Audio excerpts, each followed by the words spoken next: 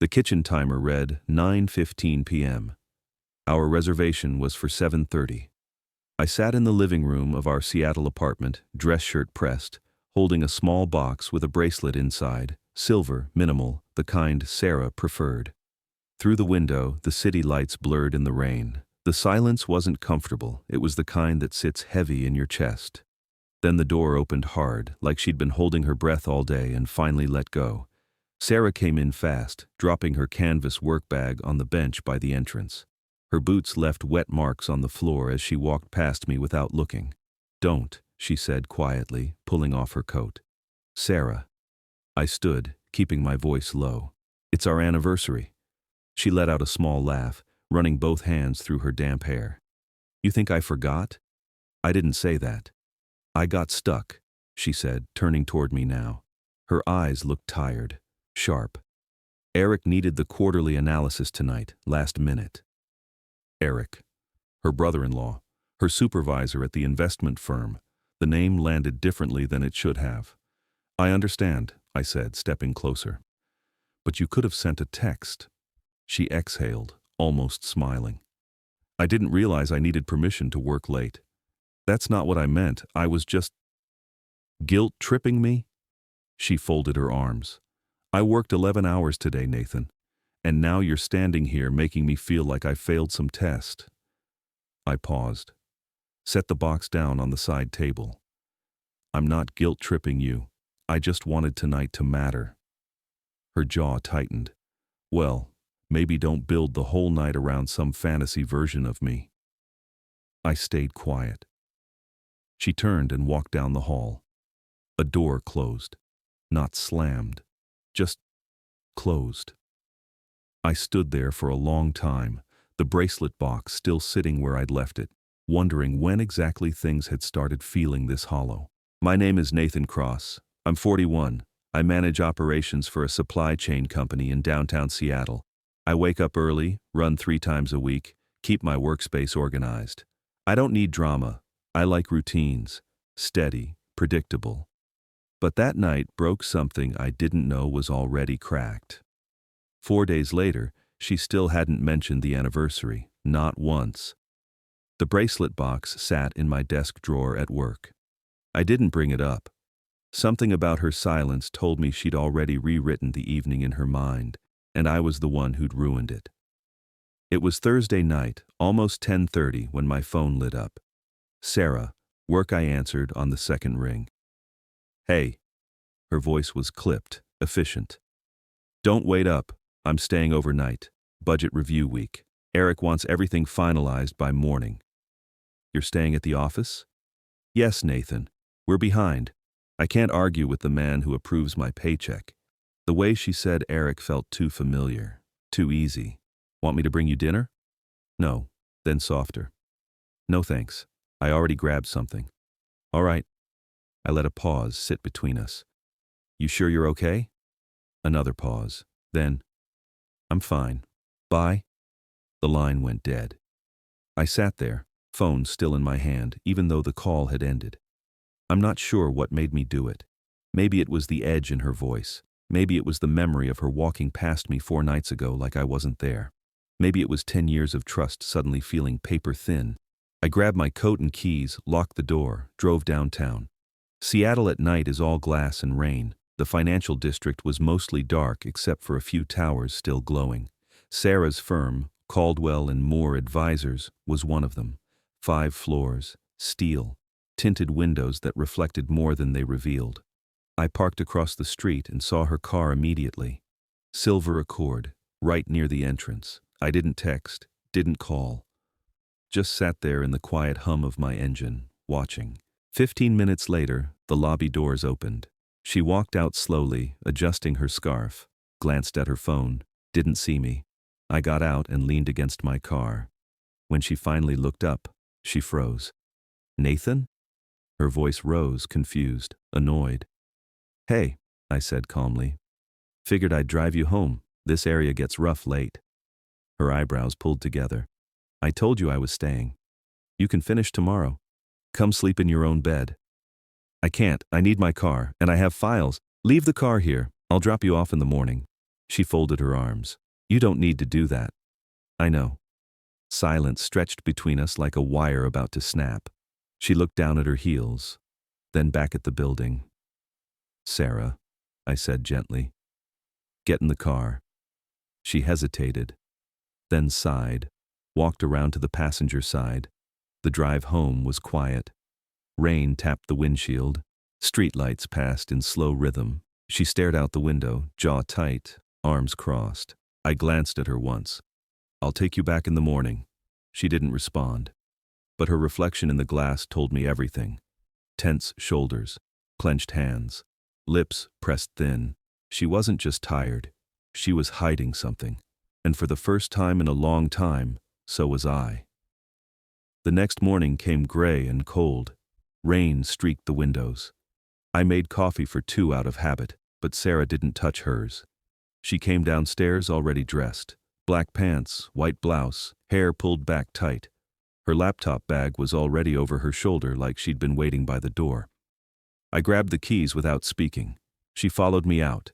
The car doors shut with a dull thud. No music, no conversation, just the sound of tires on wet pavement and the heater pushing warm air into the silence. We hit a red light 3 blocks from her building. I've been thinking, I said, hands resting on the wheel. She didn't respond, just kept staring out the passenger window. About us. Still nothing. Things haven't felt right, I continued, keeping my voice even.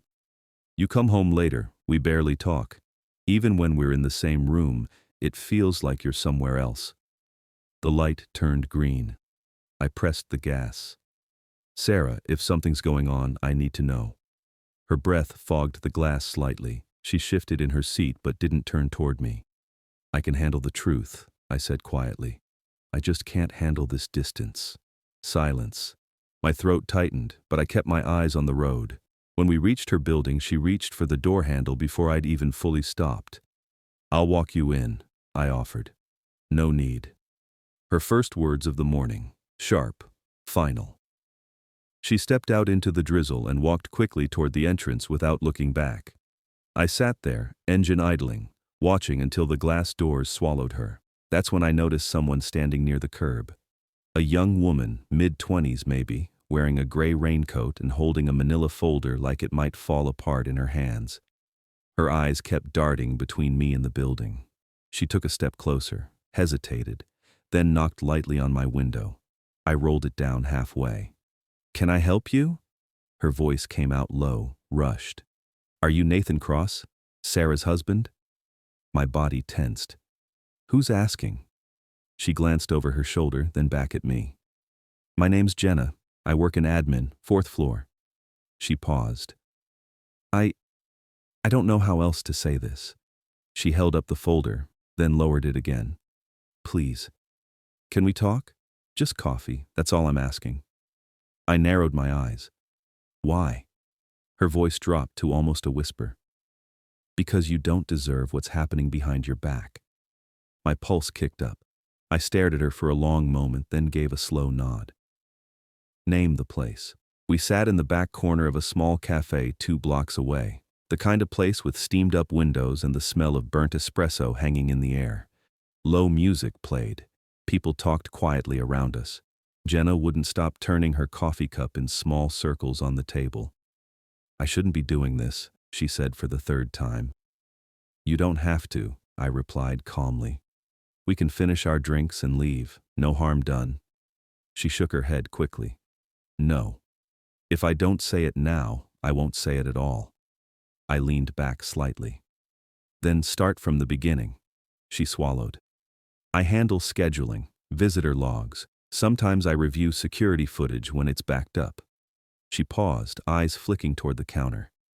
Last week, the cameras on the 5th floor glitched. I was asked to check the archived feed. Another pause. And I saw your wife. The words landed clean. No drama. No hesitation. My fingers tightened around my mug.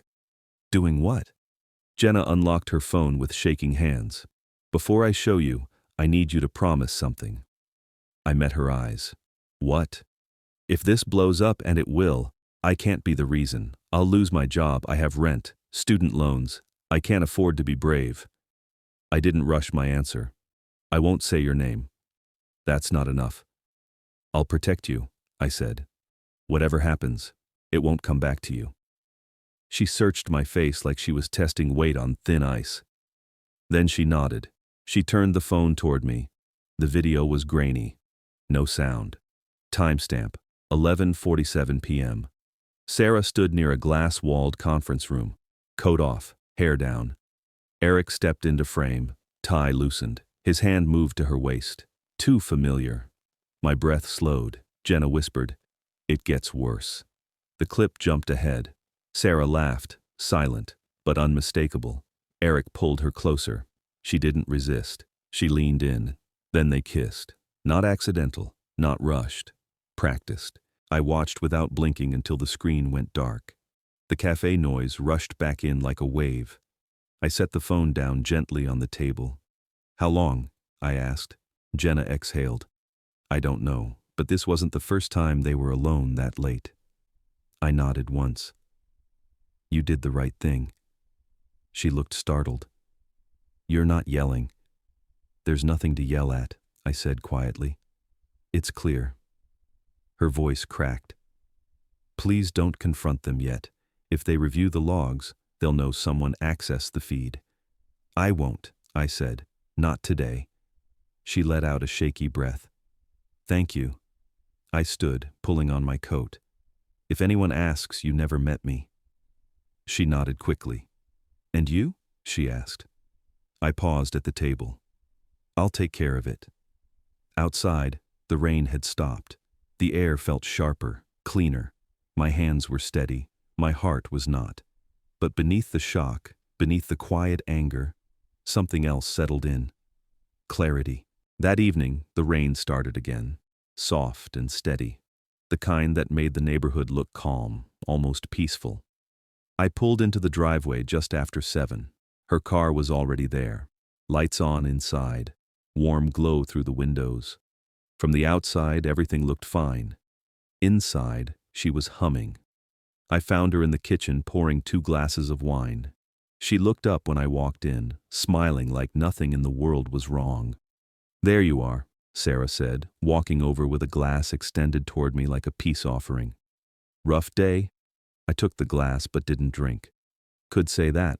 She tilted her head. "You okay?" "Are you?" Her smile faltered for half a second. "Yeah. Better than I've been in weeks, actually." She reached out, touching my arm lightly. "I was thinking we could watch something tonight. Maybe start that series you kept mentioning." I took a small step back. She froze. "What was that?" Her voice dropped. "What?" "That." Her hand hovered where my arm had been. "You pulled away." "I didn't mean to," I said quietly. Her eyebrows shot up. "Nathan, seriously, you've been acting strange for days. First the anniversary, now this." "You were 2 hours late for that anniversary." And I explained why. "You didn't apologize." She scoffed, setting her wine down hard enough to make it clink. "So we're back to that now?" "We never left it." Her arms folded tight across her chest. "You've been distant, cold, since that night." I nodded slowly. "I have." "Why?" There it was. My heart pounded. The video played again in my mind, frame by frame, but I swallowed it all down. "I've just had a lot on my mind," I said, voice even. "Things don't feel right." Sarah stepped closer, her tone sharp now. "No, don't do that. Don't talk in riddles. Say what you mean." I met her eyes. "I don't think I recognize what this marriage is anymore." "You're blaming me." "I'm telling you how I feel." "You're accusing me of something." I raised my voice slightly. "I'm not accusing you of anything yet." She froze. "What's that supposed to mean?" "Exactly what it sounds like."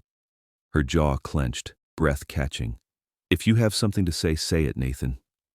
I stared at her and said nothing. She laughed bitterly, turned on her heel, and stormed down the hallway. "You don't get to do this," she yelled over her shoulder. "You don't get to act like the victim when you won't even tell me what's wrong." I stayed planted in place. "I'm not acting," I said just loud enough. The bedroom door slammed. I stood there in the hallway for a long minute, the moment still bitter in my throat. Then I grabbed the spare blanket from the closet, laid it out on the couch, and sat down. I didn't sleep, not once. Just stared at the ceiling, the apartment silent except for the rain and the distant hum of traffic, because now I had proof. Now it was real. But if Sarah wanted to play in shadows, she wasn't ready for what I was preparing to do next. Friday afternoon, I left work early and drove across town to a part of Seattle I hadn't visited in years. Older neighborhood, brick buildings with brass plaques that hadn't been polished in a decade, narrow streets, quiet. I parked in front of a small law office tucked between a dry cleaner and a tax prep service. The sign read, Garrett and Stone Legal Services. No flash, no marble lobbies, just a plain door and a name I trusted. Garrett had handled my father's estate years ago, a calm man in his early 60s who still wrote notes on legal pads and carried the kind of authority that didn't need volume. He looked up when I walked in, and his face softened. "Nathan Cross," he said, standing to shake my hand. "It's been a while. What brings you in?" I sat across from him. "Something I didn't see coming." He nodded. "That's usually how it goes." The office smelled like old paper and coffee. A wall of books stood behind him. Real ones, not for show. "I need to ask questions," I said, "but nothing leaves this room." He didn't blink. "Client privilege. Always." I pulled out my phone, opened the folder Jenna had sent, and slid it across the desk. He watched in silence as the grainy clip played. Sarah, late at night, Eric's hand on her hip, then lower. The kiss. When it ended, he looked up. "Is this time-stamped?" "Yes, night of the budget review. She told me she was working late." "And the man?" "Eric Stone, her boss, and her sister's husband." Garrett whistled low under his breath. "That's a hand grenade." "What do I do with it?" He tapped his pen twice against the pad. "You want out clean, no tabloids, no public mess. You want your dignity intact, and you want the truth to matter." "That's right." He scribbled a few notes, then looked back at me. "There's a path, but it starts with one move." I leaned forward. "Send this video to the company's board of directors, not HR, not Eric, not your wife. Go over their heads, quietly. And then? The board can trigger a formal investigation. If there's proof of misconduct, policy violations, misuse of authority, they'll have no choice. Sarah will be forced to resign, Eric too, especially if favoritism or company resources were involved." I nodded slowly. "And the woman who gave me the footage, her name's Jenna. She's just admin. She wasn't supposed to see it. She risked everything." Garrett looked at me closely. "You want her protected?" "She's not a piece on the board. She did the right thing. That has to mean something." "I can add a provision," he said. "If the board acts on the video, I'll insert a whistleblower protection clause. No internal retaliation." "Good." He leaned back in his chair, fingers steepled. "You're calm, Nathan. Most men in your position want fire." "I'm not most men," I said. "I want truth, not revenge." Garrett smiled faintly. "Your father would have respected that answer." I didn't respond, just stared at the stack of documents he was already preparing. A weight started to shift in my chest, not gone, but moving. "So what happens now?" I asked. "I draft a formal complaint. We send the evidence, anonymously if you prefer, to the board's ethics committee. Once it's filed, it's out of your hands." "And Sarah?" "She'll find out soon enough." I nodded, stood, shook his hand. "Make sure Jenna stays safe," I said. Garrett met my eyes squarely. "You have my word." I left the office as the rain began to fall again. Quiet, deliberate. The world looked the same. But something had shifted. I wasn't reacting anymore. I was steering. Saturday morning brought a strange kind of stillness to the apartment. Sarah had left Friday night for a weekend conference in Portland. Business development meetings, she'd said. I didn't ask for details. She didn't offer any. For the first time in weeks, I poured coffee in silence. No tension simmering underneath. No glances that carried hidden weight. Just the sound of a spoon against ceramic. I was halfway through my second cup when the doorbell rang. I opened it to find Lisa, Sarah's sister, standing on the step in workout clothes and a fleece jacket. Her blonde hair was pulled into a ponytail that looked like it had been done in a hurry. She wasn't smiling. "Hey, Lisa," I said, holding the door open. "Wasn't expecting you." She stepped in without waiting for an invitation. Clearly. I closed the door behind her as she walked straight toward the kitchen like she owned the place. "I called Sarah last night," she said, spinning around to face me. "She sounded exhausted. You didn't even offer to drive her to the airport. She took a ride share." I took a slow sip of my coffee and didn't say anything. Lisa narrowed her eyes. "You've been cold to her for weeks. She's mentioned it." I set the mug down gently on the counter and looked up at her. "You haven't heard the news about your husband yet." That stopped her completely. Her face went pale instantly, like someone had flipped a switch and drained every ounce of color from her skin. Her mouth opened slightly, then closed. "What are you talking about?" she whispered. I didn't raise my voice, didn't change my expression. "Maybe sit down." "No," she snapped. "Just tell me." I leaned forward slightly. "Lisa, you need to prepare yourself. What's coming isn't just between Sarah and me. And if you go digging too fast, you're going to learn it the hard way." She instinctively pulled out her phone, fingers trembling as she unlocked the screen. "Lisa," I said, voice steady. "Don't. Not yet." Her hand froze above the glass. "There's a process in motion. People you care about are going to fall hard, and I don't want you getting crushed by the collapse." She blinked rapidly, lips trembling. "This is about Eric, isn't it?" I said nothing. That silence told her everything. Her hands slowly dropped to her sides. She didn't sit down, didn't cry. Just stood there in my kitchen, staring through me like I'd just opened a door she never wanted to look behind. "I need to go," she whispered. "Lisa, I need to be alone right now." I walked her to the door. As she stepped outside, I offered one final word. "Wait before you act. Trust me. You'll want the whole truth." She gave a hollow nod, then walked down the steps without looking back. Sarah came home Sunday evening with her roller bag trailing behind her and the faint smell of hotel soap clinging to her hair. I heard her pull up while I was chopping vegetables in the kitchen, low light, jazz playing softly in the background, something I didn't have to think about. I didn't go to the door. The lock clicked. The wheels of her suitcase rolled across the hardwood. "Nathan," Sarah called out, her voice light, almost cheerful. "In here," I said, not turning from the cutting board. She stepped into the kitchen like she was returning from a dream. Cheeks flushed, hair curled just enough to look effortless. She wore a tan coat over a cream sweater and dark jeans, and she looked polished. "I swear," she said with a breathy laugh, "if I see another PowerPoint deck, I might lose it." I said nothing, just set the knife down and wiped my hands on the towel. She leaned against the doorframe, smiling. Portland was freezing, but the hotel was amazing. You should have seen the view.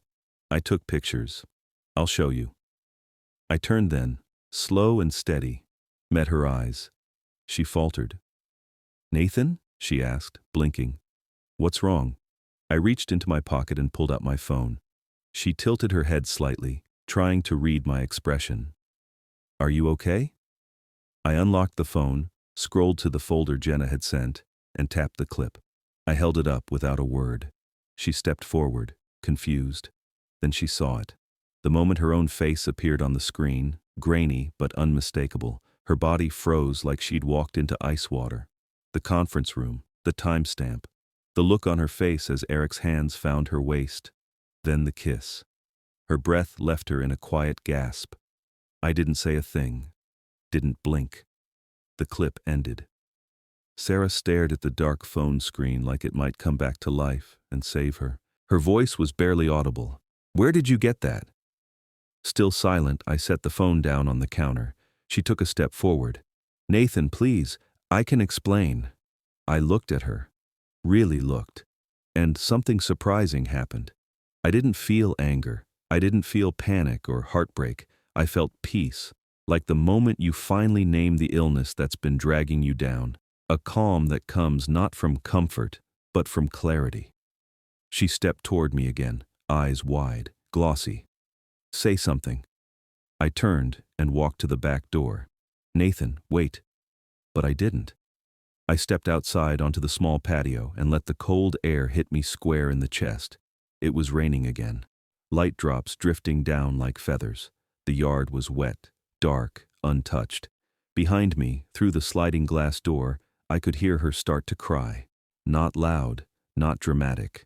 The quiet, breathless kind of sobs that come when someone watches the foundation crack under their feet. I leaned on the railing, breathing in the cold until it burned, and for the first time in weeks, maybe months, I didn't feel stuck. I felt still.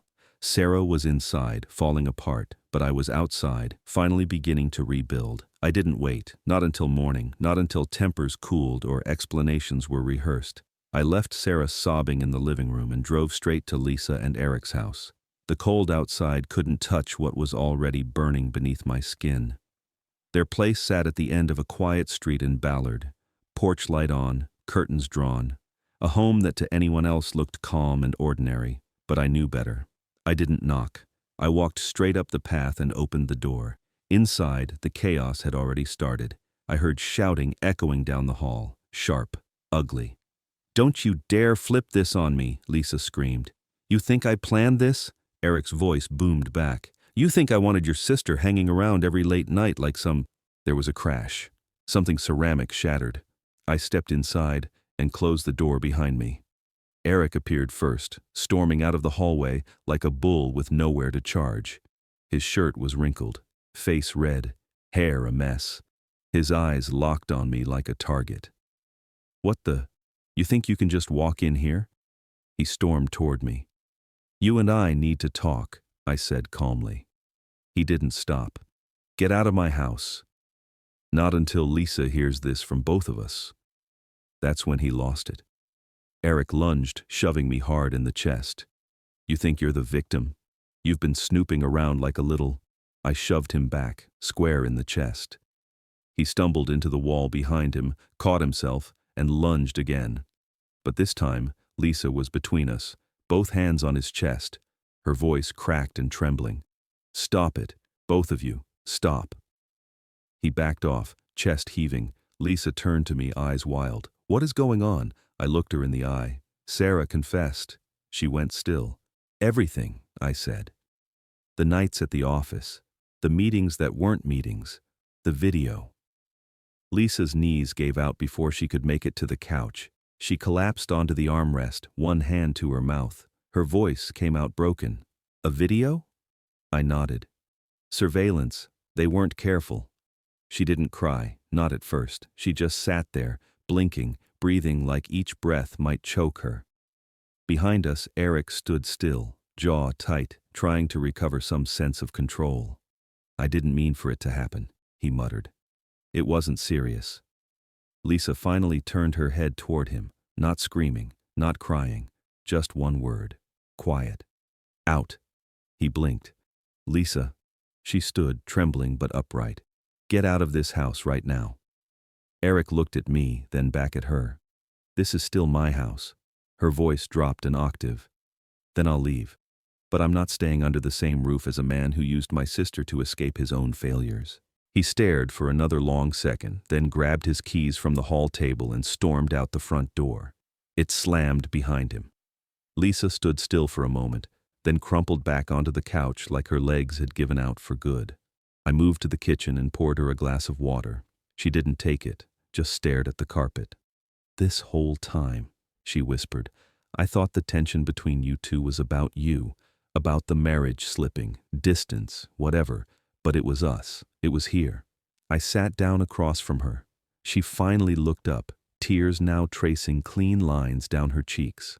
"Thank you," she said, "for not letting me stay blind." I nodded slowly. "I didn't want you to find out this way." She gave a hollow laugh. "There's no good way." We sat there for a while. Two people who hadn't asked for the destruction but were left sorting through the pieces anyway. It was past midnight when she finally stood and grabbed an extra pillow from the hallway closet. "You're not driving home tonight," she said, gently but firmly. "Guest room's clean." I didn't argue. I was too tired to explain why the thought of going home made my chest feel heavier. Lisa paused before walking down the hall.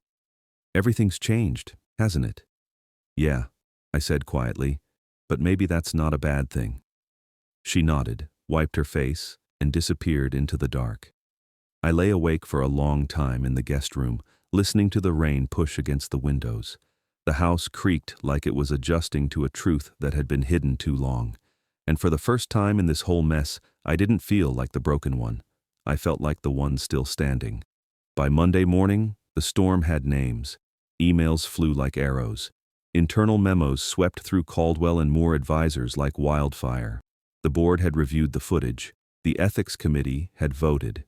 Eric Stone, terminated for breach of conduct, pending investigation for misuse of company resources. Sarah Cross, dismissed for policy violations, conflict of interest, and failure to disclose inappropriate relations with a senior executive. It was official, fast, brutal. The firm moved quickly, not for morality, but for optics. By Tuesday, an external audit was underway. By Wednesday, my lawyer filed the divorce petition. No press, no drama, just sharp signatures on formal pages. Everything quiet and legal, the way I wanted. Sarah didn't fight it. She signed the papers with the same tired, vacant stare I'd seen that night in the kitchen after I showed her the video. We didn't speak during the first hearing. She barely looked at me. Lisa, now staying with her parents, texted me a simple message. Thank you. Again. Some truths hurt, but lies ruin everything. I showed up to every court date with precision, dressed neat, spoke only when needed. I didn't gloat, I didn't break, and for a brief moment I thought the worst was behind me. Then on Friday afternoon my phone buzzed. Jenna. It had been days since we last spoke. I'd told Garrett to protect her. He'd assured me the clause was locked in. I trusted that, but the message stopped me cold. They let me go, no reason given, just downsizing. I know what this really is. My chest went tight. I read it twice, then again. I was in the middle of a meeting when it came through, but I stood up and walked out without a word, found an empty hallway, leaned against the wall, stared at the screen. Jenna, the one person who didn't lie, who risked everything to give me the truth, cut loose. I clenched the phone in my hand until my knuckles went white. They got rid of her quietly, cleanly. Cowards in tailored suits pulling levers in glass offices. All that talk about whistleblower protection meant nothing. The war was over, but they still found someone to punish. And this time, it wasn't me. It was her. I sat at my desk in the new office. Clean space, floor-to-ceiling windows. A coffee machine that actually worked. The city outside was quiet, coated in a thin layer of fresh snow. But inside, my thoughts wouldn't settle. I'd stared at the same spreadsheet for 20 minutes, eyes scanning rows of numbers I couldn't feel, the hum of soft conversation, the tapping of keys. It all blurred into the background. Jenna's message sat open on my phone, her words as clear as when I first read them. They let me go, no reason given. My stomach twisted again. She had no union, no shield, no scandal behind her name. Just silence from management and a locked security badge. And me? I had a new job, a fresh start, a title with more weight, and a corner office with a view. But none of it felt right knowing she was out there, cut loose for doing the one honest thing in a room full of liars. I stood up and left the office. Down the hall I found Marcus, my new supervisor. Sharp suit, easy smile, real eyes. Got a minute? I asked. He looked up from his monitor. For you? Always. What's up? I sat across from him and didn't waste time. I need to make a hire, junior admin level, someone with real backbone. He raised an eyebrow. Anyone in particular? I nodded. Her name's Jenna Lake, mid-20s. She worked for my wife's old firm. Marcus leaned back, listening. She saw something she shouldn't have, I continued, and instead of burying it, she did the right thing. And she lost her job for that. No formal charges, no HR review, just erased. Marcus tapped his pen lightly against the desk. What position exactly are you looking to fill? Anything that gives her a desk, a badge, and a shot. He smiled faintly. That's easy. Consider it done. If she's got your trust, That's good enough for me. I nodded, stood, extended a hand. Thank you. Glad to be part of the repair, he said. Back at my desk, I typed out the message slowly, carefully. Start Monday. You have a place here. I stared at it for a second, then hit send. Across the city, I hoped she felt it, that at least one person saw her, respected her, and would fight for her like she'd quietly done for me. Outside the window, snow had begun falling again, slow, deliberate flakes dancing down between the rooftops. The city moved beneath it, unchanged. But I was not the same man I'd been even a month ago. I didn't burn anything down. I didn't scream. I didn't get even. I just told the truth, protected who deserved it. Let the rest fall. There's a kind of strength in that. Not the loud kind, the quiet, rooted kind. The kind that stays. 3 weeks later, Sarah signed the final papers. The divorce was finalized on a Tuesday afternoon in a small courtroom with wood paneling and fluorescent lights that hummed too loud. She wore all black, hair pulled back, no jewelry. She looked smaller somehow, tired in a way that went deeper than lack of sleep. We didn't speak, just signed where we were told. Stood when asked, left through separate doors. Lisa texted me that evening. Eric moved out last week, paperwork's filed. I'm staying with Mom and Dad for now, taking it one day at a time. Thank you for everything, Nathan. I mean it. I replied simply, you're going to be okay. And I believed it. Jenna started the following Monday. I saw her in the hallway her first morning, holding a coffee cup and wearing a navy blazer that looked brand new. She smiled when she saw me. A real one. Not nervous, not fragile, just grateful. Thank you, she said quietly as we passed. I nodded. You earned it. She didn't need to say anything else. Neither did I. That afternoon, I sat in my office with the door cracked open.